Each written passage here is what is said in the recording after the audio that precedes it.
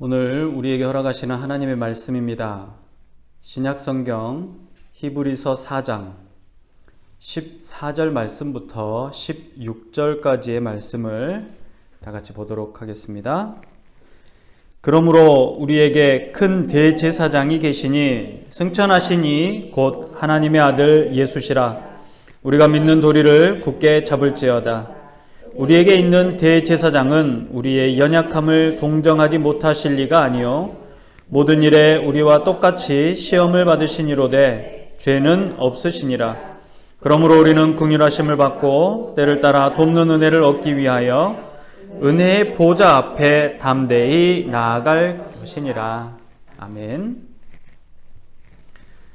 사실 오늘 본문 앞부분부터 이 말씀을 보는 게 조금 더 이해를 도울 수가 있는데 앞부분의 12절과 13절도 다 같이 한번 보도록 합니다. 하나님의 말씀은 살아있고 활력이 있어 좌우에 날선 어떤 검보다 예리하여 혼과 영과 및 관절과 골수를 찔러 쪼개기까지 하며 또 마음의 생각과 뜻을 판단하나니 지으신 것이 하나도 그 앞에 나타나지 않음이 없고 우리의 결산을 받으실 이의 눈앞에 만물이 벌거벗은 것 같이 드러나느니라. 아멘. 하나님의 말씀은 살아있고 활력이 있다고 말씀합니다. 이 말씀은 하나님의 말씀 오래전에 쓰여진 글로만 머물러 있지 않고 말씀 가운데 하나님의 속성인 영원하심이 내재되어 있어서 그 선포되어진 말씀이 사람 안에서 살아 움직이고 역사하는 능력이 있다라는 말씀입니다. 이 말씀은 좌우에 날이 선 어떤 검보다 예리한데 이 검은 요리사의 검이 아닙니다. 그러니까 요리사의 검은 한 면만 날이 서 있죠. 그래서 반대편 면에는 무딘 날입니다. 그런데 이것은 양쪽 날이 날카롭게 서 있는 검입니다. 이것은 요리사의 검이 아니라 검사, 전사의 검이라고 할 수가 있습니다. 찌르고 자르고 베는 모든 것들을 할 수 있는 것이죠. 그런데 이 검의 용도를 보니까 찌르고 쪼개는 날카롭고 예리한 이 전사의 검이 여러 개를 쪼개는 것을 볼 수가 있습니다. 검이 사용되어지는 것이 어디일까요?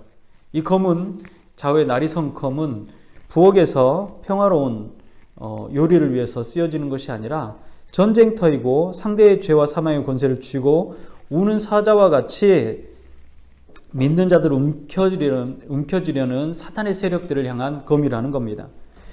창조자이신 하나님께서는 모든 피조물을 아실 뿐만 아니라 감찰하시고 판단하시는 분이십니다. 모든 피조물들은 심판자 앞에서 자신의 삶에 대한 결산을 하게 될 것인데 그 심판자 앞에서 모든 것이 숨김이 없이 다 드러나게 될 것이라고 말합니다. 심판자 되신 하나님의 심판의 기준이 바로 하나님의 말씀이 될 것이라고 말하는 겁니다. 장황하고 길게 이야기한 이 내용의 핵심은 그겁니다. 좌우에 날선 검, 평화로운 시기에 사용하는 검이 아니라 전쟁에 사용되어지는 이 검이 하나님의 말씀의 기준 잡아 모든 인생들 앞에 놓여지게 될 것이다 라고 말합니다. 오늘의 말씀은 이렇게 시작합니다. 그러니까 우리가 성경을 읽을 때 이 앞에 문장과 뒤에 문장을 이어주는 이 접속사들을 잘 보아야 하는데 이 앞에 문장이 의미 없는 문장 혹은 다른 문장이 아니라 지금 우리가 오늘 본문에 읽었던 말씀과 아주 밀접한 문장이라는 것입니다. 그러므로 라고 말씀하며 영원하며 불변한 하나님의 말씀이 마치 빛이 비춰서 모든 것을 분명하게 드러나는 것처럼 우리의 죄가 숨길 곳이 없어져 버릴 것이라는 겁니다. 거룩한 하나님 앞에서 모든 죄는 더러움은 거룩하지 못함은 소멸을 해버리기 때문에 죄의 종이었던 우리들은 영원한 형벌에 처할 수밖에 없다라는 겁니다. 그 날선 검이 모든 인생 앞에 있습니다. 그러므로 그 날선 검 앞에 있는 사람들은 죽을 수밖에 없는, 소멸될 수밖에 없는 존재입니다 라는 겁니다. 그래서 우리에게 누가 필요하다라고 말씀합니까? 대제사장이 필요하다라고 말씀합니다. 그래서 14절에 보십시오. 그러므로 우리에게 큰 대제사장이 계시니 승천하시니 곧 하나님의 아들 예수시라. 우리가 믿는 도리를 굳게 잡을지어다 라고 말합니다. 우리는 하나님의 말씀이 무엇이며 이 말씀이 중요한 핵심이 무엇인지를 먼저 알아야 합니다. 하나님께서 당신과 동거할, 함께 살아갈 누군가, 무엇인가를 창조하셨습니다. 이 생명이 살 수 있는 모든 환경을 창조하시고 그곳에 하나님의 형상, 하나님의 성품을 닮은 이들을 창조하십니다. 그리고 그 사람에게 하나님을 주인으로 섬기고 주어진 환경을 다스리도록 명령하시고 약속을 주셨습니다. 에덴 동산은 그런 곳입니다. 에덴 동산 그곳은 하나님의 백성 아담과 하와가 하나님의 명령을 지키고 하나님과 함께 머무는, 동거하는 하나님의 나라입니다. 그런데 어느 날 아담은 하나님의 주권을 인정하지 않고 스스로 하나님과 같이 높아지려고 합니다. 결국 하나님의 나라는 아담의 죄로 인해서 무너지게 되고 하나님의 땅에서 그들은 쫓겨나게 됩니다. 이후에 하나님께서는 한 사람 아브라함을 택하시고 부르시고 선택하셨습니다. 그를 통해서 하나님의 나라를 이루시기를 원하셨고 아브라함의 후손들은 모세를 통해서 이집트로부터 불러내 약속의 땅 가나안으로 인도하셨습니다. 가나안은 아브라함에게 약속하신 하나님의 선물이었습니다. 마치 아담과 하와에게 주어진 에덴 동산과 같은 곳이었습니다. 에덴 동산과 같은 곳이다라는 말은 에덴 동산과 같이 그곳에서도 하나님의 주권이 인정되고 높임받아야 된다는 것입니다. 그곳에서 하나님께서 선택하고 부르신 이스라엘 백성들은 율법을 지키고 살아갈 것입니다. 모세를 통해 이스라엘에게 주어진 율법은 이스라엘 백성들을 가나안 땅에서 지키며 행해야 될 하나님의 명령이었습니다. 그런데 이스라엘 백성들은 하나님의 주권을 인정하지 않습니다. 사사기는 이러한 이스라엘의 모습을 아주 명확한 또는 아주 분명한 어조로 고발합니다. 사사기 21장 25절에 이렇게 말합니다. 그때에 이스라엘의 왕이 없으므로 사람이 각기 자기의 소견에 옳은 대로 행하였더라. 하나님께서 선택하고 부르신 이스라엘 백성이었지만 그들은 하나님의 주권 율법을 지키며 행하는 것에는 관심이 없고 자신이 스스로 주권자가 돼서 자신의 욕심이 이끌리는 대로 살아갔다라는 겁니다. 결국 에덴을 잃었던 아담처럼 하나님의 땅인 가나안으로부터 쫓겨나게 된 것입니다. 낙원, 곧 하나님께서 그 백성에게 약속하신 땅을 잃어버린 사람들에게 영원히 버리지 않으시겠다라고 말씀하시고 다시 회복시키시겠다라고 말씀하십니다. 이것이 우리가 잘 알고 있는 구약의 말씀의 핵심이죠. 창세기 3장 15절에 보면 내가 너로 여자와 원수가 되게 하고 내 후손도 여자의 후손과 원수가 되게 하리니 여자의 후손은 내 머리를 상하게 할 것이고 너는 그의 발꿈치를 상하게 할 것이니라고 말씀합니다. 창세기에서 아담과 하와를 에덴 동산에서 내보내시면서 회복하시리라는 약속을 주십니다. 북이스라엘과 남유다의 멸망하는 역사 가운데 수많은 선지자를 통해서 그 백성을 다시 회복시킬 것이다 라는 하나님의 약속을 주신 것과 마찬가지입니다. 그 약속의 증거가 오늘 본문의 예수 그리스도이신 것입니다. 죽으심과 부활하심입니다. 메시아의 복음을 믿는 자마다 거룩하신 하나님과 함께 동거하고 영원히 기뻐하게 될 것이다. 이것이 바로 하나님의 약속입니다. 에덴 동산도 가나안도 아닌 새 하늘과 새 땅에서 하나님의 주권을 인정하며 영원토록 기쁨으로 살아갈 것입니다. 하나님의 말씀은 결국 하나님께서 자신의 백성을 선택하고 부르셔서 땅을 선물로 주시고 그곳에서 하나님의 주권을 인정하는 자신들의 백성을 통해서 영광 받으시겠다라는 것입니다. 이것이 창세기를 비롯해서 요한계시록까지 하나님의 약속의 흐름입니다. 그리고 본질이라는 것입니다. 하나님의 나라가 완성되어지는 것, 이 예언은 예수 그리스도를 통해서 성취되었습니다. 하나님의 아들이시고 큰 대제사장이시며 부활 후 승천하신 분이 바로 예수 그리스도이십니다. 이것이 바로 우리가 믿는 믿음이요 믿음의 도리라고 할 수 있습니다.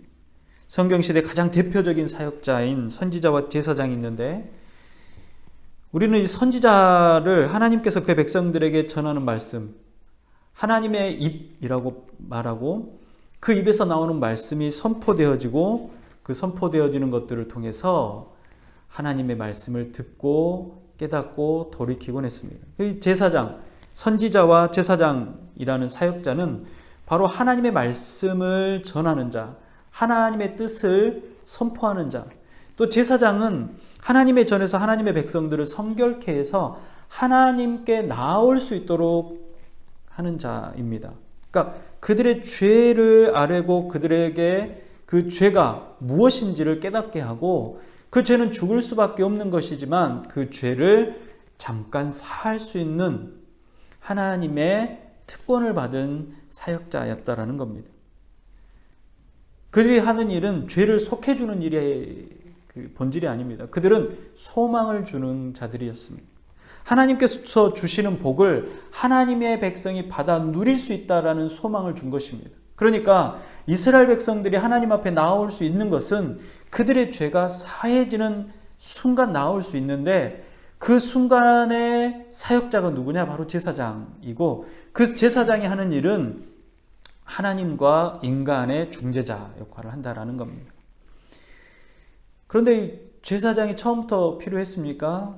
처음부터 제사장이 필요하지 않았습니다. 하나님의 주권을 인정하지 않고 사람이 죄를 지은 이후에는 중재자가 필요하게 되었지만, 그 이전에는 사실 필요하지 않았습니다. 이스라엘 백성들이 하나님께 나아올 때 그들이 죄가 없다라고 하면, 하나님의 백성들이 하나님께 나아올 때 그들에게 죄가 없다라고 하면, 아담과 하와가 하나님 앞에 나올 때 그들이 죄가 없다라고 하면 중재자가 사실 필요가 없죠. 왜냐하면 그들은 죄가 없기 때문에 하나님을 바로 만날 수 있다라는 겁니다. 그러나 그들에게 죄가 있기 때문에, 그들이 죄를 지었기 때문에 하나님 앞에 서는 순간 그들은 소멸해버리게 된다라는 겁니다. 사라져버린다. 죽게 되어버린다라는 겁니다. 그래서 하나님과의 관계를 연결해 줄 중재자가 필요한데, 그 중재자가 바로 제사장이고, 그 중재자를 통해서 하나님께서는 그 백성을 만나 주셨다라는 겁니다. 제사장이 드리는 제사 중에 가장 중요한 제사가 있습니다. 그 제사는 대제사장, 한 명, 그러니까 제사장 중에서도 특별하게 선택되어진 대제사장이 주관하는 바로 대속죄일에 행하는 죄를 속하는 제사입니다. 그 속죄일에 하나님과 죄인인 하나님의 백성이 화해하게 되는 중요한 제사가 되어진다라는 겁니다. 단회적이지만 이 제사를 통해서 그 백성의 죄를 하나님께 아뢰고 회개하고 그 죄를 용서받게 되어진다라는 겁니다. 죄가 용서되어진 백성들, 이스라엘 사람들은 정결하게 되어졌다라고 하는 것이죠. 이 제사는 비로소 정결하게 된 그 백성들이 하나님과 만나 기쁨을 나누는, 기쁨을 누리는 큰 절기가 될 수밖에 없다라는 겁니다. 1년에 한 번 성전에 지성소에 대제사장이 들어가서 이스라엘 백성들의 죄를 회개하고 용서를 구하고 하나님의 복을 들고 나와 그 백성들에게 선포하는 것이었습니다. 이스라엘 백성들에게 대제사장은 이런 특별한 의미를 갖고 있다라는 겁니다. 대제사장이 아니면, 제사장이 아니면 하나님을 만날 수가 없었기 때문입니다. 그래서 사도 바울은 우리에게 대제사장이 더 위대하고, 대제사장보다 더 위대하고 더 큰 대제사장이 있다라고 말합니다. 대제사장의 사역은 죄인인 인간으로서는 한계가 있습니다. 왜냐하면 그 본인도 인간이고 그 본인도 유한한 한계가 있는 존재이고 그 본인도 죄인이기 때문에 그렇습니다. 그래서 속죄일에 하나님께 나아가기 위해서, 성전에 들어가기 위해서, 지성소에 들어가기 위해서 정결한 의식을 행한 이후에 그곳에 들어갈 수 있다라는 겁니다. 그런데 완전한 인간이시기도 하시지만 완전한 하나님이신 분이 계십니다. 그분은 죄가 없으시고 한계가 없으신 분이시고 하나님의 아들이시며 이 땅에 오신 예수님은 창조주이시기도 하시다라는 겁니다. 그런 분이 온전한 인간으로 이 땅에 오셨습니다. 그분은 우리와 마찬가지로 연약한 존재라고 성경은 말합니다. 이사야 53장 2절부터 4절까지를 보면 그분이 우리에게 이 땅에 오셨을 때 어떤 모습으로 오셨는지를 볼 수가 있는데 제가 그 본문을 한번 읽어드립니다. 그는 주 앞에서 자라나기를 연한 순 같고 마른 땅에서 나온 뿌리 같아서 고운 모양도 없고 풍채도 없은즉 우리가 보기에 흠모할 만한 아름다운 것이 없도다. 그는 멸시를 받아 사람들에게 버림받았으며 간고를 많이 겪었으며 질고를 아는 자라. 마치 사람들이 그에게서 얼굴을 가리는 것 같이 멸시를 당하였고 우리도 그를 귀히 여기지 아니하였도다. 그는 실로 우리의 질고를 지고 우리의 슬픔을 당하였거늘 우리는 생각하기를 그는 징벌을 받아 하나님께 맞으며 고난을 당한다 하였노라.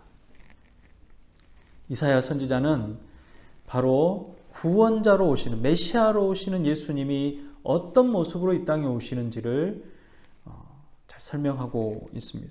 예수님께서는 추위와 더위, 배고픔과 여러 육체적인 어려움과 같은 겉으로 보기에는 아주 비참하고 두렵고 슬픔과 죽음의 공포 같은 마음으로 겪는 그 어려움마저도 함께 겪게 되는 그러한 것들을 다 소유하고 계신 분이라는 겁니다. 초월하신 분이시지만 초월하지 아니하시고 인간이 가지고 있는 모든 경험들을 다 갖게 되셨다라는 겁니다. 시험이 우리에게 오는 여러 가지 이유가 있습니다. 그 이유는 뭐냐면 우리가 연약하기 때문에 그렇습니다.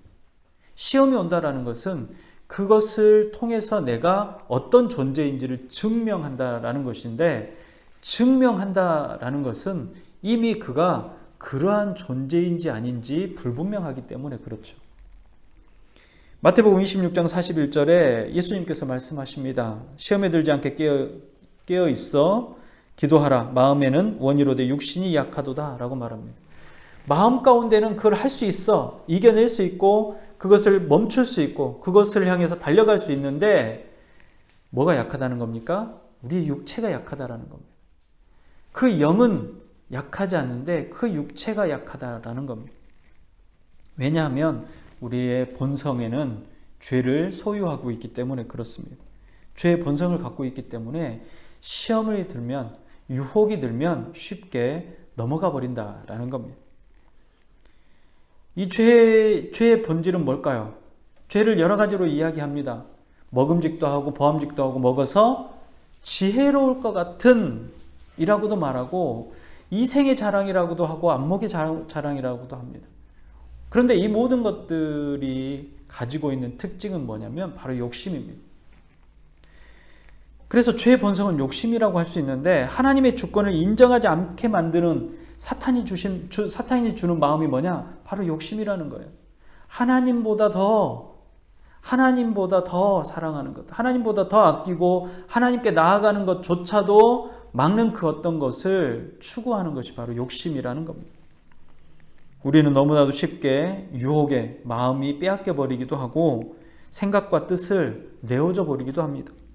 우리의 약한 의지는 더 이상 유혹을 이겨내지 못할 뿐만 아니라 습관적으로 죄를 짓기까지 합니다. 그 죄를 허용하다 보면 그 마음이 무뎌져서 그것이 죄인지도 모르게 된다라는 겁니다. 그래서 가인의 자녀 중에는 자신의 악행이 얼마나 위대한 것인지 사람들이 알아야 한다라고 말했던 사람도 있습니다. 그것이 악한 일이고 하나님 기뻐하지 않는 일이라는 것을 이미 알고 있으면서도 말입니다. 예수님께서도 시험을 받으셨습니다. 그런데 예수님은 죄가 없는 분이십니다. 예수님께서 본성이 거룩한 분이시고 죄가 없으시지만 시험을 받으심으로 우리를 누구보다도 더 잘 이해하시는 분이십니다. 시험을 받으셨으나 죄에 굴복하지 않고 더럽혀지지 않으셨다라는 겁니다. 인간의 연약함을 그대로 가지고 계셨지만 승리하셨습니다.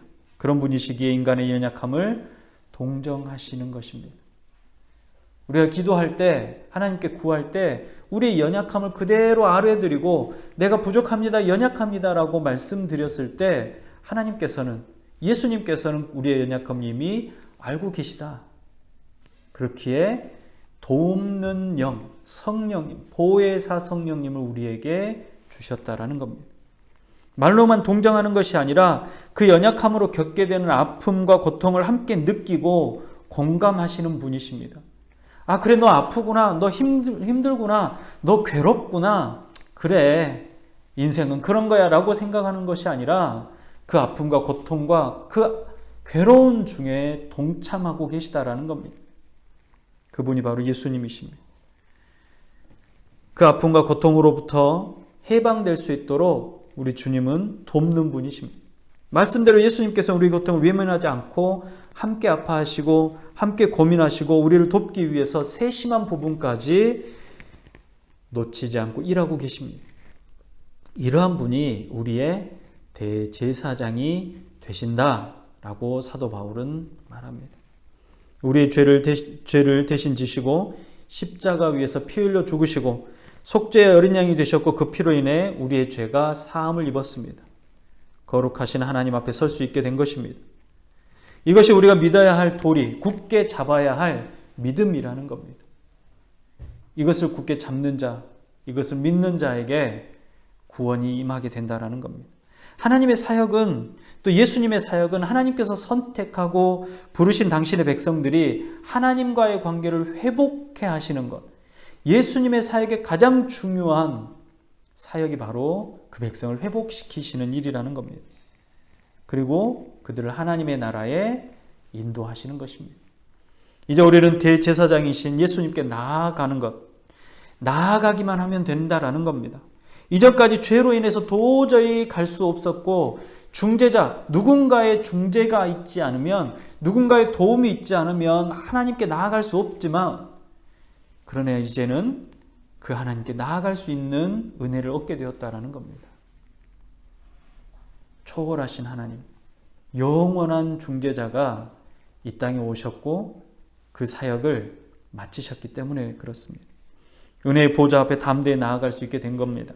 우리가 은혜의 보좌 앞에 나아갈 수 있는 비결이 무엇입니까? 우리가 어떻게 하나님께 나아갈 수 있습니까? 그 장소가 어디인지 알아서, 아니면 그 장소에 하나님 계셔서입니까? 그 장소를 우리가 알든지 하나님 거기에 계시든지 우리는 죄인이기 때문에 스스로가 나아갈 수 없는 존재들이지. 그러나 예수 그리스도를 인해서 그 하나님께 나아갈 수 있게 됐다라는 겁니다. 그래서 히브리서 10장 19절부터 20절에 이렇게 말합니다. 그러므로 형제들아, 우리가 예수의 피를 힘입어 성소에 들어갈 담력을 얻었느니 그 길은 우리를 위하여 휘장 가운데 열어놓으신 새롭고 산 길이라. 휘장은 곧 저의 육체니라 라고 말씀합니다. 예수님의 피를 힘입어 하나님께 나아갈 담력을 얻었다라는 겁니다. 예수님이 찢기심으로 우리는 담대히 하나님의 보좌 앞으로 나아갈 수 있게 된 것입니다. 죄인된 우리가 하나님께 나아갈 수 있는 길을 스스로 열 수가 없지만 예수 그리스도께서 그 길을 여시고 예수님의 육체도 성소의 휘장처럼 찢겨지심을 받으신 것처럼 성소의 휘장이 찢어지고 하나님과 우리와의 관계가 두꺼운 벽으로 막혀 있었던, 두꺼운 휘장으로 막아져 있었던 곳이 비로소 찢어짐으로 하나님과 직접 만날 수 있게 되었다라는 겁니다. 하나님 앞에 나아갈 수 있는 길이 이제 열렸다라는 겁니다. 다시 그 길을 막을 자는 이제 존재하지 않습니다. 예수님은 대제사장으로서 은혜의 보좌 앞에 나아가 엎드리는 자가 하나님께 하나님의 긍휼하심을 누릴 수 있도록 우리 주님은 옆에서 돕고 계십니다. 하나님의 은혜 보좌 앞에 나오는 자는 때를 따라 돕는 은혜를 누리게 될 것이라는 것입니다. 주님께서는 필요한 때, 필요한 자에게 필요한 것을 주시는 분이십니다. 환난의 때, 핍박의 때, 유혹의 때, 영적의 기갈의 때, 사망의 음침한 골짜기를 다닐 때에, 축복의 때, 어느 순간에도 예외 없이 하나님께서는 당신의 백성을 도우십니다. 그 길에 예수 그리스도의 피가 뿌려져 있는 것입니다. 하나님의 나라는 결핍됨이 없고 온전하고 우리의 모든 필요가 채워지는 곳입니다. 우리의 삶의 자리가 하나님의 나라인 것이 선포되어질 때 우리의 환경의 도우심은 전능하신 하나님의 도우심으로 충만하게 된다는 겁니다.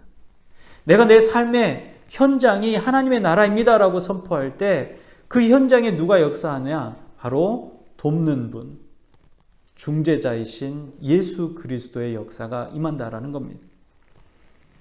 자신이 죄인임을 고백하는 자가 담대히 나아갈 수 있는 겁니다. 누가 이 자리에 담대히 나아갈 수 있습니까? 내가 누군지를 알고 있는 자입니다.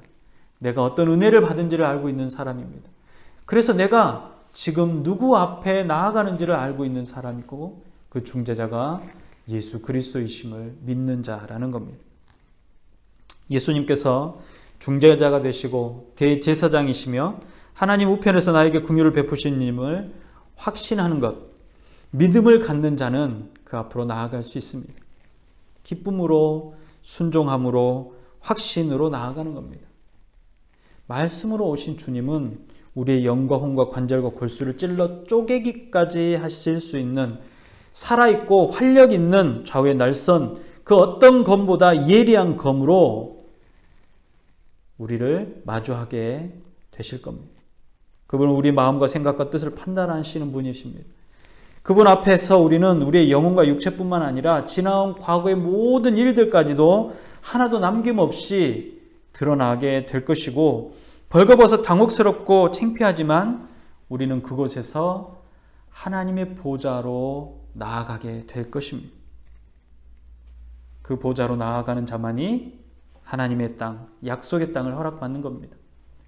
나의 삶에 하나님의 나라를 성취하는 유일한 방법, 그것은 예수 그리스도를 통해서만 가능합니다. 예수님은 큰 대제사장이십니다. 완전하고 영원한 약속을 성취하셨습니다. 이 모든 약한 것을 친히 체험하신 분이시기 때문에 우리의 약함까지도 이해하시는 분이시기 때문에 우리는 스스로가 그리스도 예수 앞에 모든 것을 내려놓고 은혜를 구하는 것입니다. 우리의 큰 대제사장은 성령님을 통해 우리와 늘 함께 하시고 우리를 긍휼히 여기시고 도우실 것입니다. 이제 우리는 은혜의 보좌 앞에 담대히 나아가 하나님의 백성으로서 하나님의 뜻을 쫓아 거룩한 삶을 살아내야 합니다. 이미 하나님의 백성, 하나님의 뜻을 따르는 자, 하나님의 전능하심을, 하나님의 거룩하심을, 하나님의 주권을 인정하는 자로 이 땅에 세움받았습니다. 그 땅을 빼앗기지 않도록 예수 그리스도를 향해, 예수 그리스도의 피 묻은 복음을 향해 한 걸음 한 걸음 나아가시기 바랍니다. 이것이 믿음의 도리요 선한 싸움이며 이 땅에 우리에게 주어진 사명입니다. 하나님의 나라가 저와 여러분들 안에 있고 그 하나님의 나라의 중재자이시며 돕는 자가 되시는 우리 주님의 역사하심이 가득하시다라는 것을 기억하시기를 주님의 이름으로 축복합니다. 기도하겠습니다. 사랑이 많으신 주님, 주의 은혜를 감사합니다. 주님께서 함께 하시는 주의 백성들, 그들의 삶 가운데 하나님의 나라를 허락하여 주시옵소서. 그 땅의 모든 것들이 하나님의 뜻으로 이루어지며 하나님의 계획하심 가운데 이루어졌음을 고백합니다.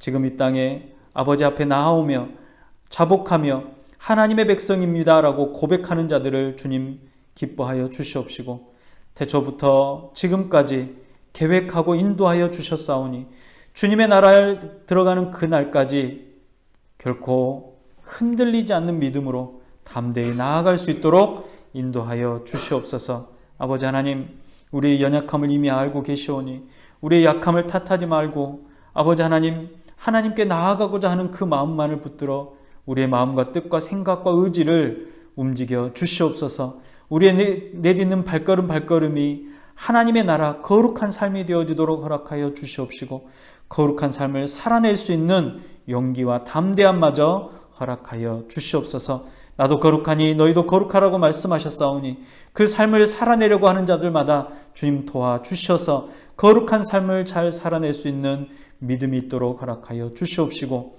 행동하는 삶이 되어주도록 허락하여 주시옵소서. 아버지 하나님, 마지막 때 참으로 어려운 시기를 살아가고 있습니다. 아버지 하나님, 이 땅을 살아가는 많은 이들이 그리스도 예수를 만날 수 있도록 허락하여 주실 때에 주의 백성들을 통하여서 우리 주님을 마주하게 하여 주시옵시고 예수 그리스도의 영광을 만나며 복과 은혜를 누릴 수 있는 은혜를 허락하여 주시옵소서. 특별히 힘겨워하고 아파하는 우리들의 이웃들과 함께하여 주시기를 소망하며 우리 구주 예수님의 이름으로 감사하며 기도합니다. 아멘. 기도하겠습니다. 지금은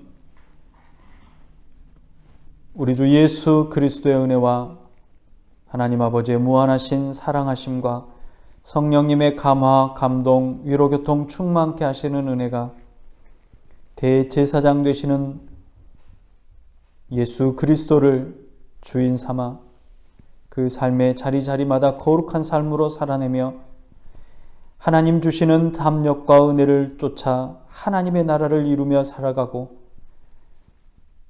영원한 땅, 하나님의 땅을 소망하는 죄 모든 백성들의 머리 위에와 각 가정과 지역과 교회 위에, 특별히 사랑하는 우리들의 이웃들의 머리 위에 이제로부터 영원토록 함께 있을지어다. 아멘.